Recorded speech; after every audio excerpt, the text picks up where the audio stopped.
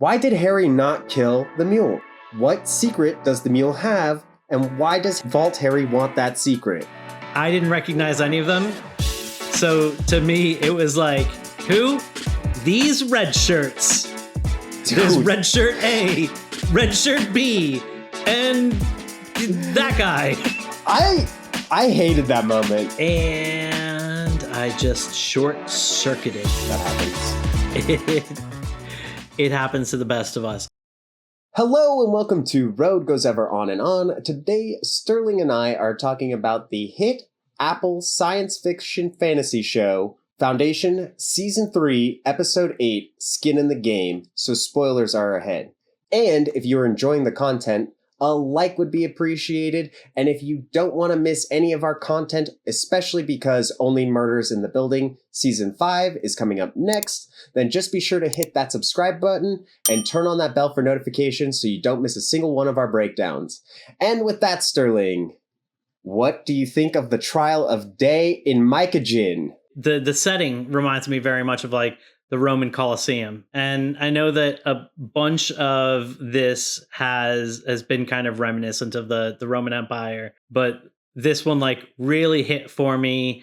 I feel like Sun Master 18 is wearing garb that is kind of reminiscent of like robes. And I do wonder so I mentioned earlier that in the intro, the statue touches her arm. Mm-hmm. It also has that like prominent thing of the skull, and I wonder if that is the robot staff head. Oh, the one that's touching its arm in the intro is the robot that we see. Not the statue, but then before or after that, there's like giant skull looking thing with like the sand coming down. So we have seen that in previous seasons. We have, and it's been like decaying more and more. Well, it looks like it's gaining more and more flesh. Like if I think I'm remembering correctly, because I think it was a skull first, and I think last season it had eyes, and now this season it seems a little bit more developed. I could be wrong. Don't quote me on it.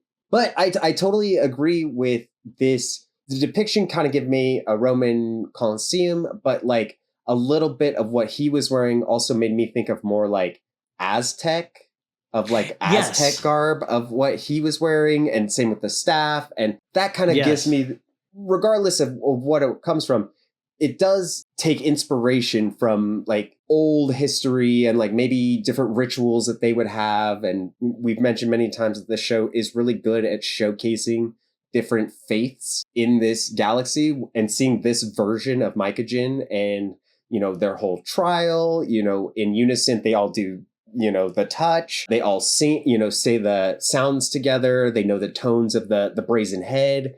And I think this was another great depiction of some other religious sect in the world of Foundation.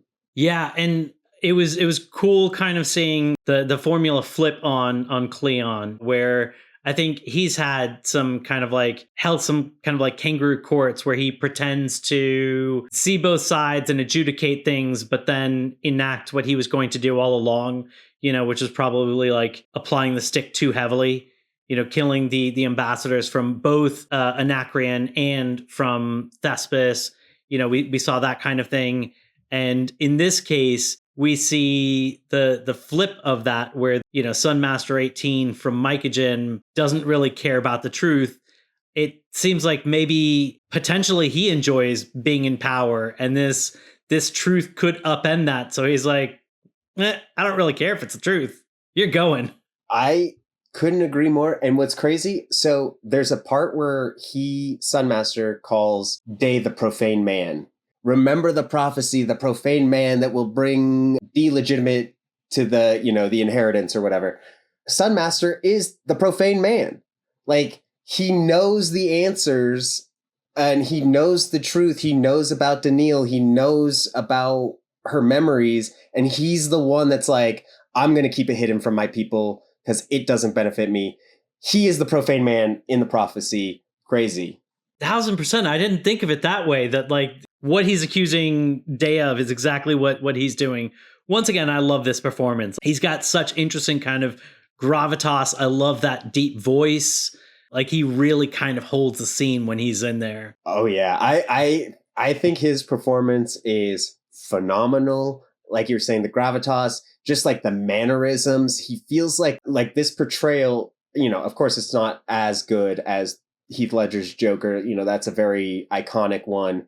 But I could see this performance, especially if it is a continued performance, being one that rivals, one of those artists that plays a character so perfectly that you just nails mannerisms. And I think that, I don't know much about what Sunmaster sounds like, but the performance that he gives for this character is amazing and really cool. Really enjoying this baddie. We've mentioned before how they do such a good job of showing off the differences between all of these worlds and cultures.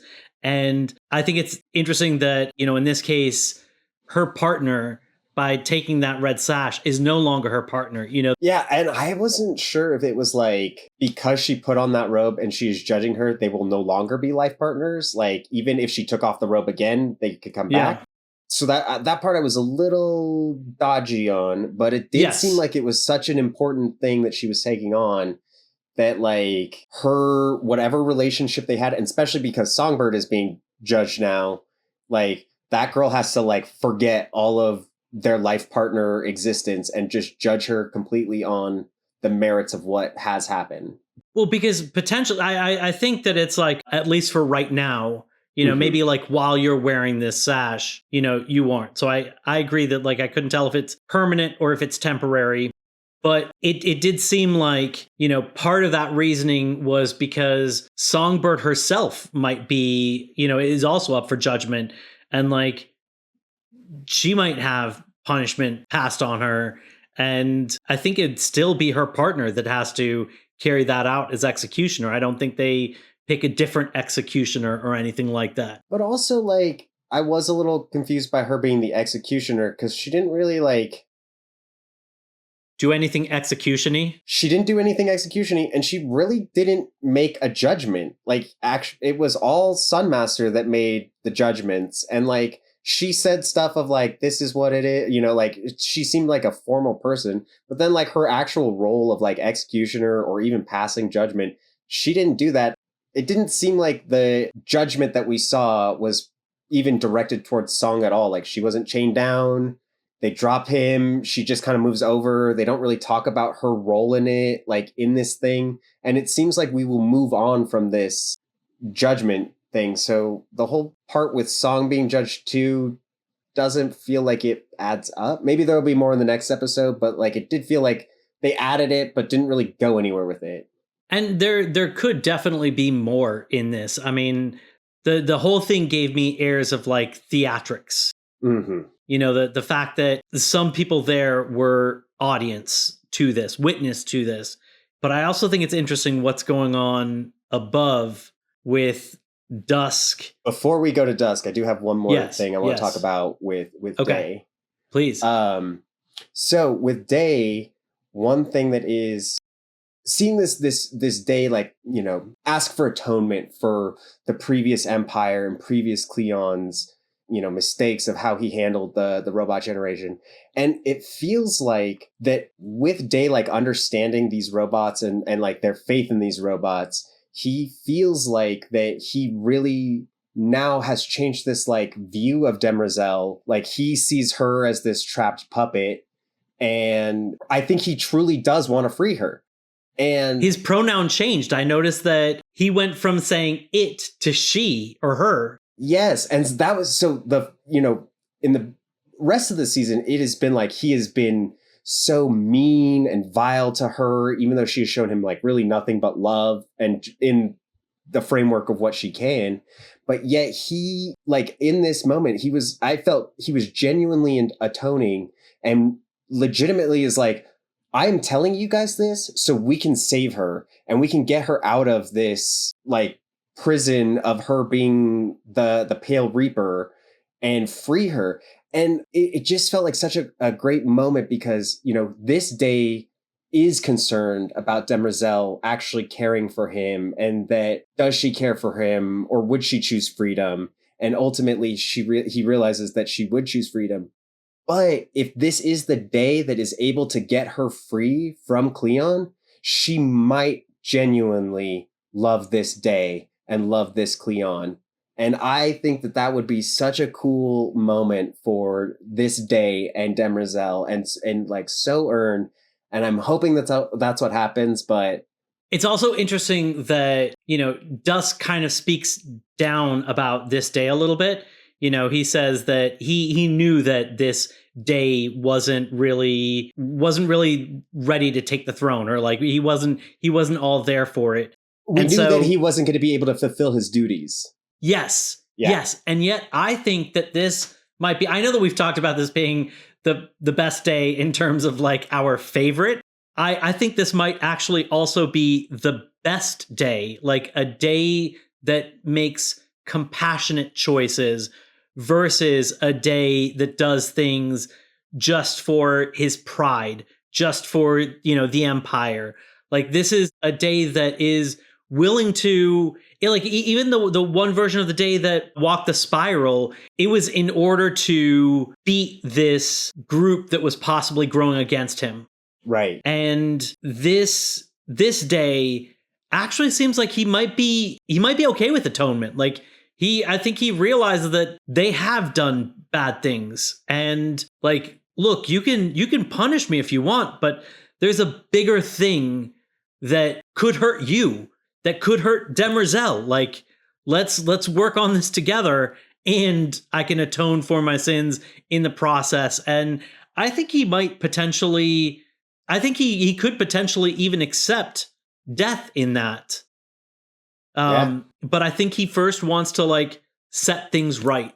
Yeah. No, and like this, so like we're saying, like, this is our favorite day. He's probably our favorite day because this is the one day that's not like Empire. Like Empire as a whole is, cocky, big stick. I'm the ruler. My decision is law. And this day is kind of like, that's not how I feel. Like, I don't want to be a part of this. And he has this whole like self-image of what he is supposed to be and what he's doing. And he actually being a genuine, nice, empathetic day, that might be why we're rooting for him. And we might see him be the hero of Empire by freeing Demerzel and removing Empire. I think potentially him not wanting to be on the throne, while at first it might have been escapism, I think it potentially gave him enough distance that he's not in it and just focused on Empire. Like, I think he's a surprisingly bigger picture day than the others have been. Yeah, and I think he's going to save Demerzel. I think you're right that he's going to be a huge key in potentially solving this war with the mule. But yeah, so now this war has come to Dusk, and it seems like Dusk and Demerzel are the only two that are at the helm of the ship. And I think that is going to hurt, I think Dusk is going to do part of the mule's job. He's worried about holding on to Empire. So it sounded to me like Demerzel in the garden talking to, the, I don't know if she's a Zephyr or just like one of the people from her religion. She said that what she was about to do reminded her of something terrible she had done to another Zephyr. I assume it's the Zephyr she killed. The one that we saw in season 1. Yes. Yeah. Except this time it's going to be much worse. Yeah. I think she's going to blow up the planet of her religion, and possibly like maybe the seat of Cloud Dominion, and maybe even like the where the Galactic Council meets. Like, I think that they're about to do some very rash things that is going to make the mule's job of like bringing the galaxy to its knees easier. Yeah, no, I definitely, like, at first, when I first watched that conversation, I was very confused because she made it seem like, because of your betrayal, I'm going to do something worse to you than I did to that previous Zephyr, but then like gave her the trinket and like told her it felt like a friendship, which one thing I really liked about the framing of these two characters when they were speaking. Early in the season, they sat on the same side of the bench, showing that they were friends. And then after this decision, they sat on opposite sides of the bench, facing the other way, showing that they had completely whatever they had previously is gone now. And it's so sad because even Demerzel was like, I valued you as a friendship. And God, it just is heartbreaking. But like, to your point, I know she's going to do something bad. And I had a feeling they're going to be attacked, essentially, Luminism. And she said she could never set foot on there again. And if you could never set foot on a planet again, is it because it won't exist anymore? Or is it because you've done something so horrible you can never go back? Yeah, I think it's going to be quite literal. Like, it is going to be gone. I think the credence of that the planet might not exist anymore is true because we saw that Dusk showed her the planet destroyer, and and now that like Demerzel's programming is basically like if anything threatens Empire, she has to take all actions. Like she's calculating every possible outcome of what could happen. And she's probably going to realize that like my best option to save Empire at this point is to destroy the planets that are trying to take Empire away from Empire.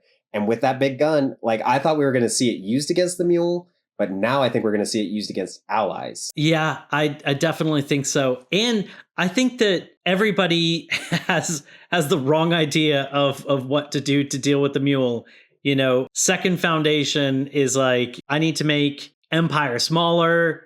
So there's a target, for the Mule, with the Mule kind of taking that over.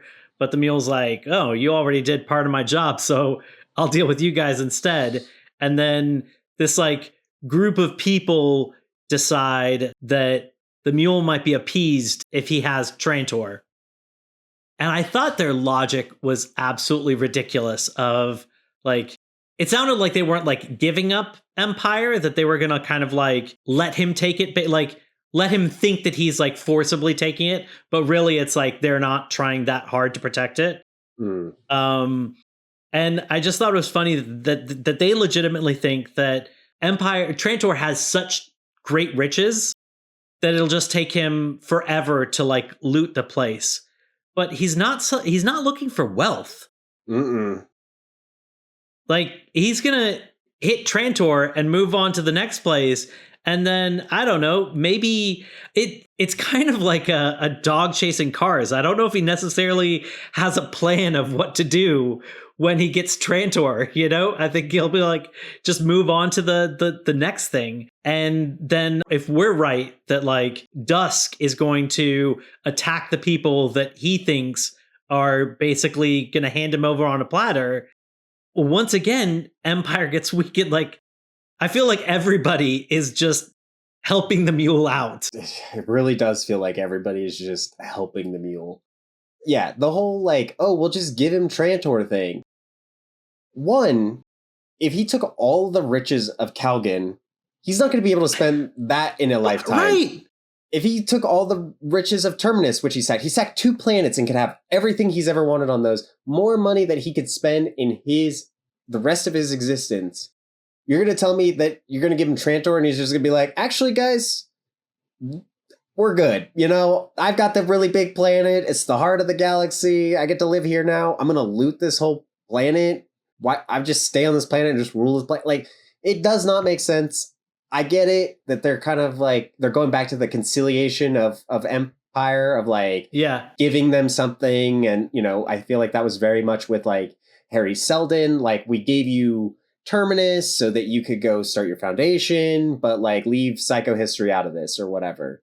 And I just think that their reconciliation of it is just so like idiotic, so stupid. It like doesn't make sense. And I do see that this from Luminism. I think that why they made their decision is because they have so many people. She mentions that they have power. And so she's going to be like, I think they're trying to vie for the next empire or, the ruling of the seat at the table. And that is why they've decided like, okay, well, Empire's already falling apart. Like, let's just give that to the Mule and then we'll go build up the dregs of society from that. And I feel it's foolish. Yeah, definitely. And it's interesting that like all of this that has happened has been since episode 1. I don't remember how many days it said that Dusk had left. It was like 10 days or something. That's what I thought, 10 days. I feel, and yes, there's been like some flashbacks, but for the most part, I feel like this season has covered the least amount of time. Definitely first season covered the most amount of time because it had a time jump between like episode 1 and 2 or 2 and 3. Yeah. So it definitely covered the most amount of time, but even season 2, I feel like covered a little bit more time than this. Mm-hmm. This episode, you know, with all of this, still less than 10 days because we haven't hit Dusk's ascension yet. It's been like 8 days this whole time. It's been like 8 days.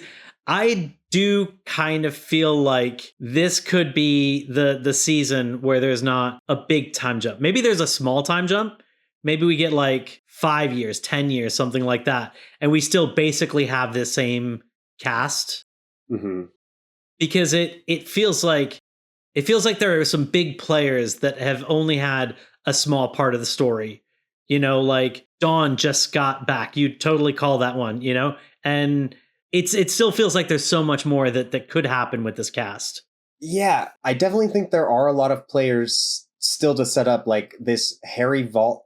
The Vault Harry seems odd, and like he's got something. We have Sunmaster that seems could be a potential antagonist. And so I would be very disappointed if we do another time jump and then like we don't get Sunmaster again. You know, we don't get Gaal or any of the empires. But yeah, I don't see it go. But also like what's kind of weird is that in the second season especially, I feel like we really talked about the mule and really like set up this season. And yes. This season has really been focused on kind of dealing with the mule. I know we have the stuff with like Mycogen, which makes it a little different, and I could see a whole Sunmaster stuff going. But it doesn't feel like, you know, other than a couple like 8 crises, Harry Seldon being weird, Sunmaster, there doesn't seem like there is a setup for anything after the mule. Like there are maybe potential teases. Like we still don't know where old Harry went. Like right. Yep. And I don't think he's out of this. And the people that took old Harry, like it was hinted that there's more going on with them. So that could be all potential season 3 or season 4 stuff, but it does feel like it could also come to an end this season. I don't know. We'll have to see. But going back to the Dawn coming back thing. First off, we knew Dawn was coming back because he was gone like 3 episodes ago. And at the beginning of every, like, previously on Foundation, it kept showing him going out of the airlock. And so at the beginning of this one, because, like, I remember seeing it, because I think he went out of the airlock in episode 5, then we had, like, episode 6 and episode 7, and then episode 8 is where we finally got confirmation that he's alive.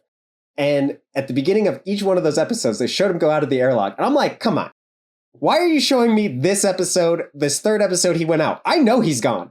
You don't have to show me again. 3 episodes?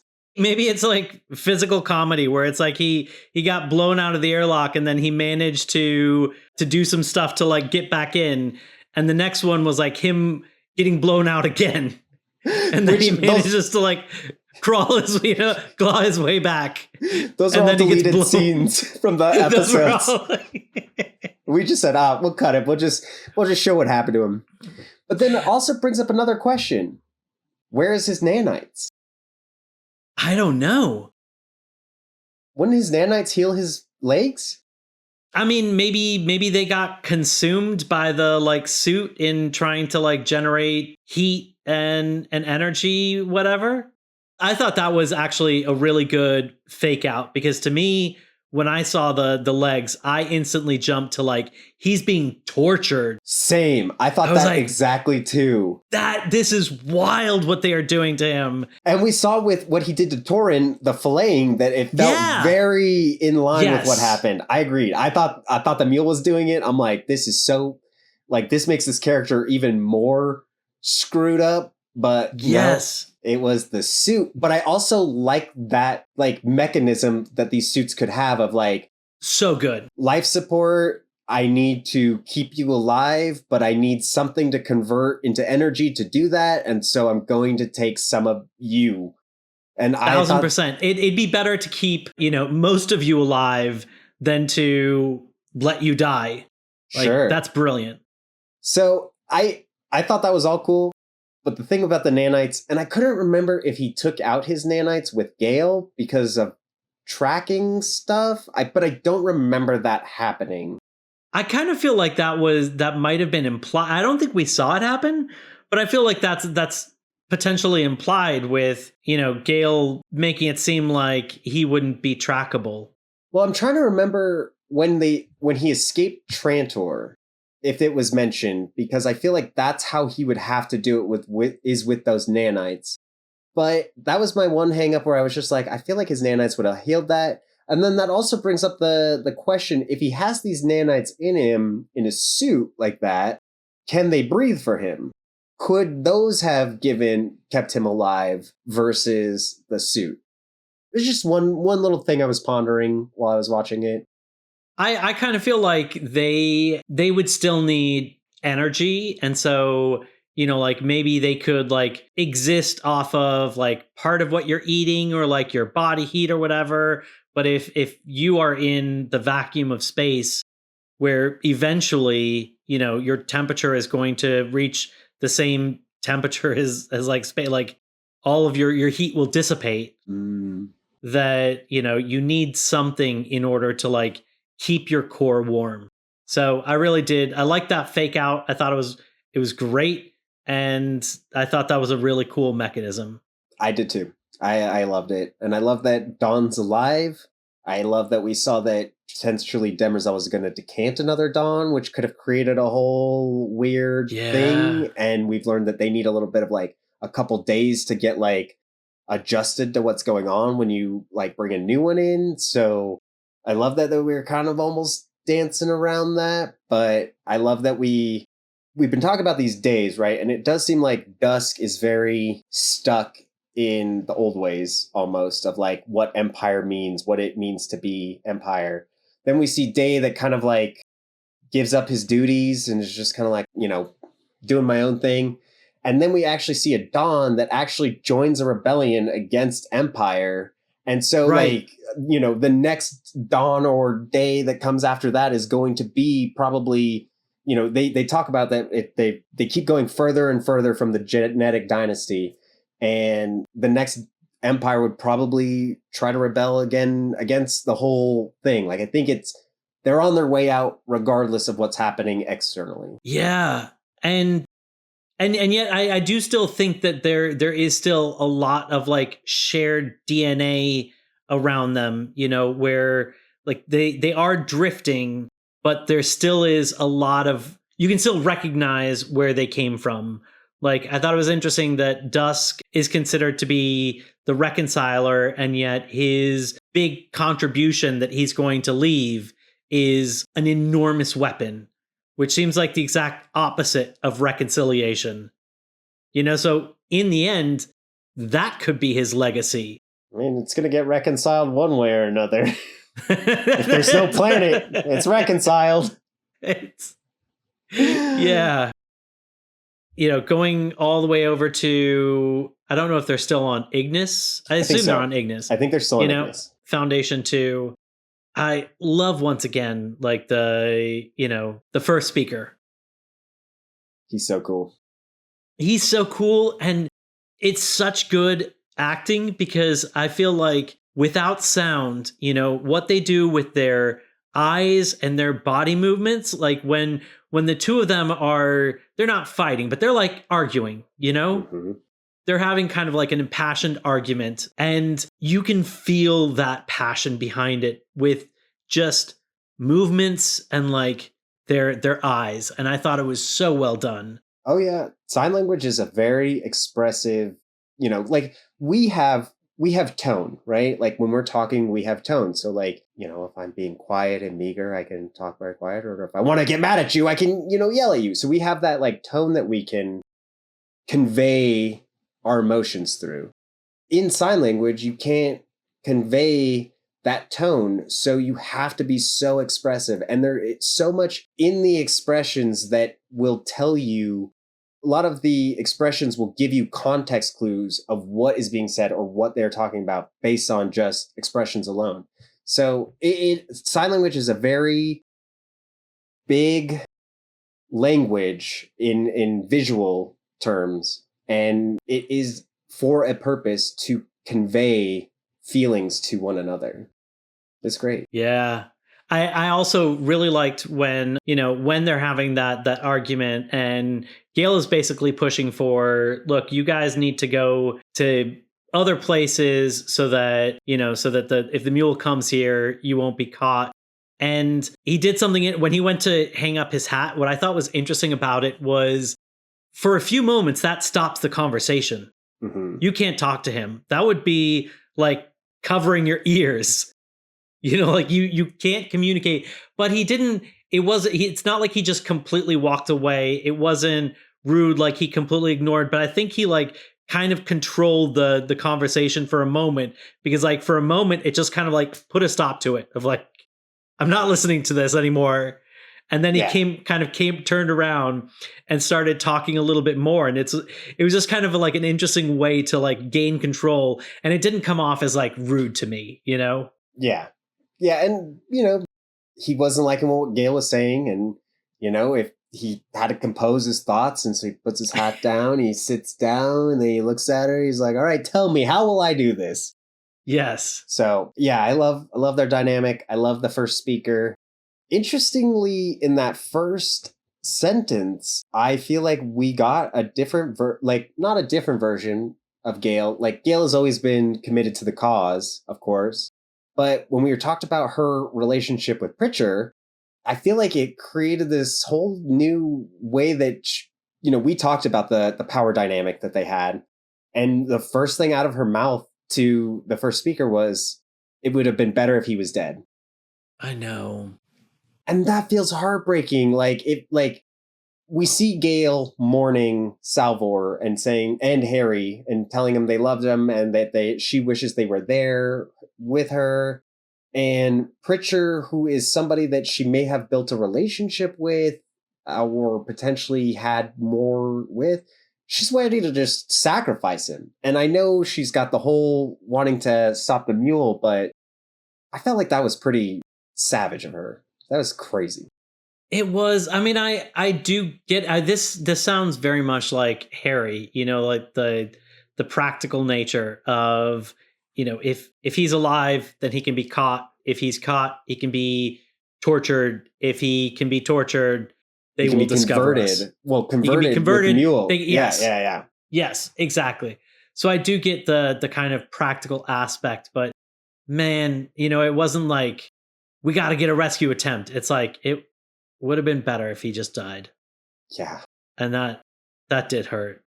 That felt and that was communicated through sign language, but it still held a weight, and boy did it feel like felt bad. I felt bad. Yeah. But we'll see, Pritchard is still topside. And I mean there is a good fear of why it would be bad if the mule got Pritchard.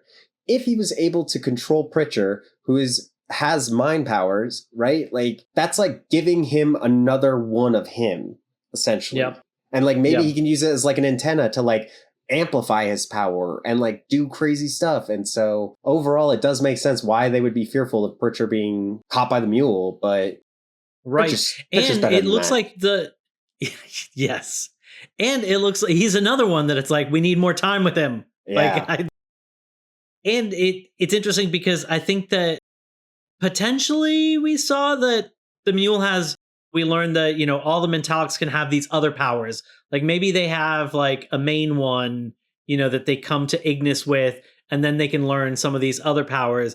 It seems like the mule might have learned some of these other powers, because I got the impression that, when he was saying the thing about like being a biscuit and being able to like soak up into Dawn's mind, that seemed more of like reading somebody's thoughts versus, it seems like his power is more of like mind control than like mind reading.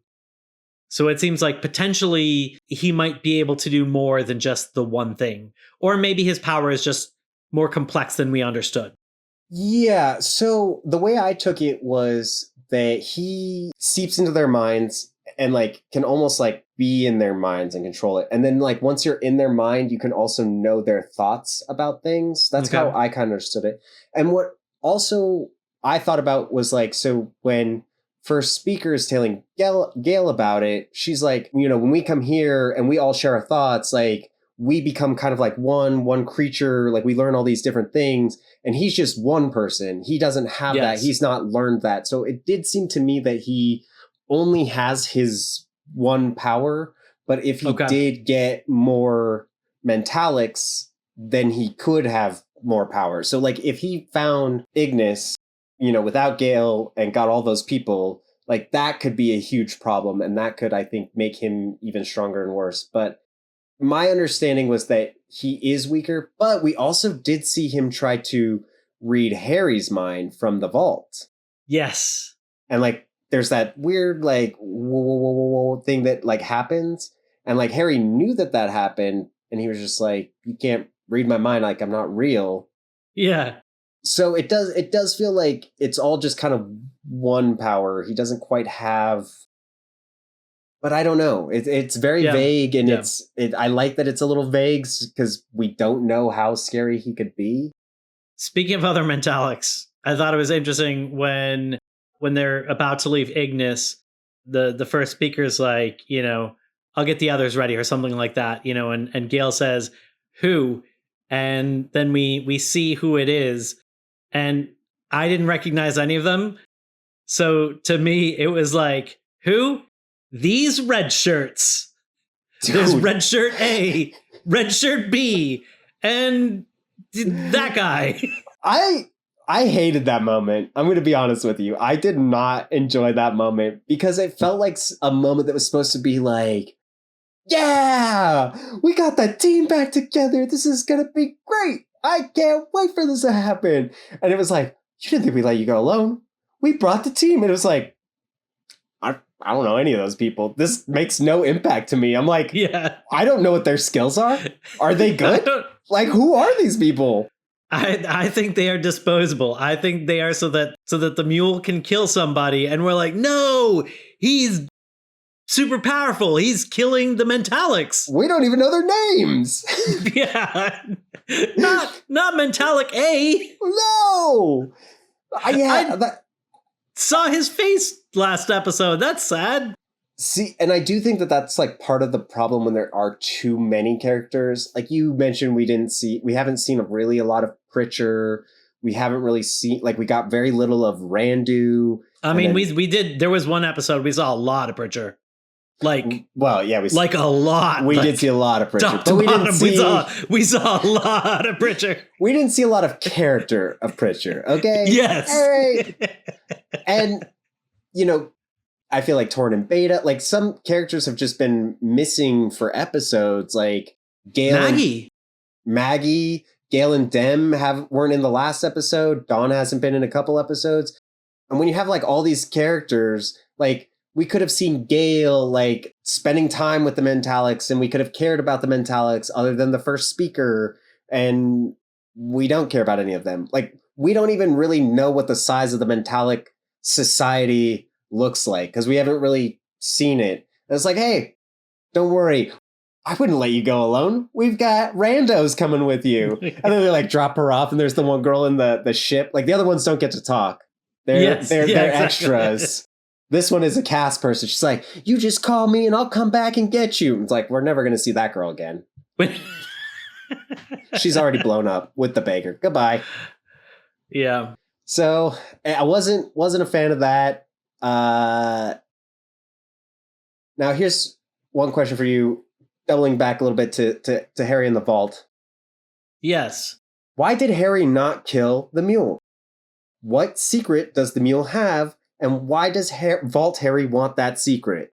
So far, the ones that the outliers that he hasn't been able to predict in his future have all been on his side, and they have helped him out. I think he's an information dude. He's like, I can do something with anything. I just need to understand it first. Interesting. Yeah. So it's like, killing it, what would be the impact of killing an outlier? What if that creates a bigger ripple effect? Instead, what if you can understand that outlier and control that outlier? I don't know. It is weird, but it's very strategic. Yeah, I've been feeling really weird about this, Harry. Like I've mentioned several times, and that just felt weird too, where it's like, if they knew what the crisis was, and the crisis is the mule coming, and that's like what we've all agreed is this huge crisis. And granted, Vault Harry might not know about the mule per se, right? Like he can't see individuals. Like the only reason we know about the mule is because Gaal has been having these visions with him. But I don't know. It just, Harry just has felt very odd. This Vault Harry has seemed very odd this season. I don't know what they're going to do with it. But also, it just also made me realize the cool guy that went to go talk to Harry in the very first episode, we haven't seen him like all season for like one other episode.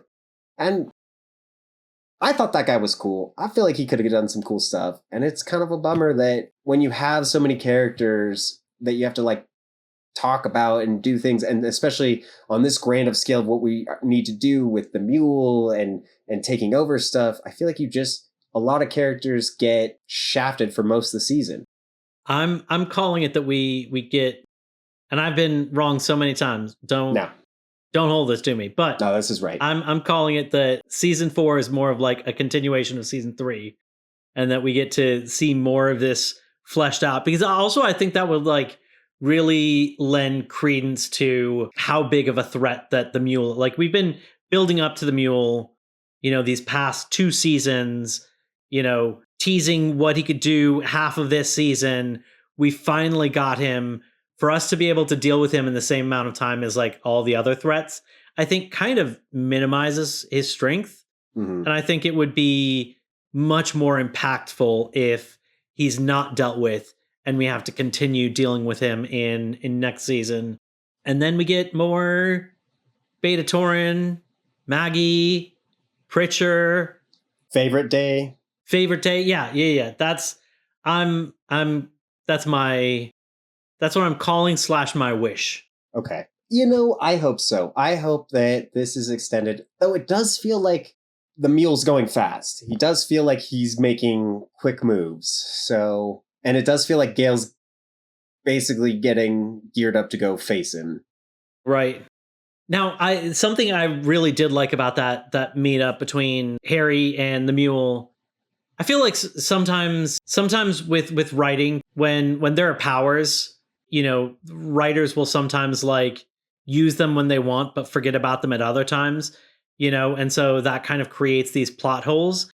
And seeing Harry, finding out that like Harry could potentially kill the mule, reminded me very much of in season 2 when Harry did the whole, Hober Mallow thing and like kill the one dude and rode it across the vault.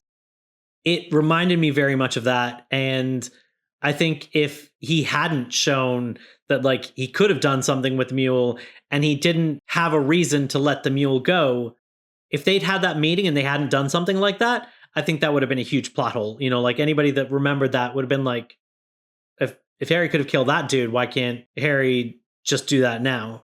Which also feels odd that like Harry just randomly killed the warden just to like send a message, versus the mule who's literally killing his foundation, like his new Terminus, killing the first foundation. You kind of think like, hey, wait a minute, Harry's always tried to stop the foundation from being destroyed. Why is he just like, kind of and kind of not? Like in the first season, he didn't do a lot to stop the Anacreans. He kind of let the people deal with that. And in season 2, certainly at the end, he swooped in and saved the people on the planet, but he didn't stop the planet from exploding. He didn't, send the vault to the ship to like stop Cleon. It almost feels like he's super big picture and he does like the bare minimum that he has to do to like course correct. I could see that. That's fair. Yeah, I don't know.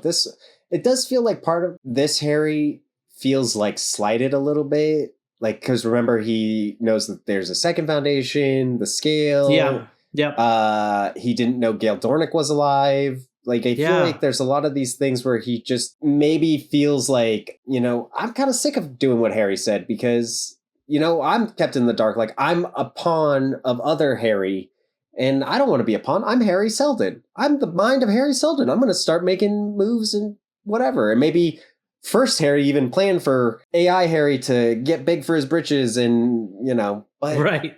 I don't know. This Harry just feels so weird to me. Yeah. But with that, I think our journey has come to an end. Thank you folks so much for joining along with us. Come back next week as we will start to finish up Foundation Season 3. And then right after that, we will be starting with Only Murders in the Building Season 5, which we are looking forward to. And I hope you are too. But until then, I'm Mark. This is Sterling. Thanks.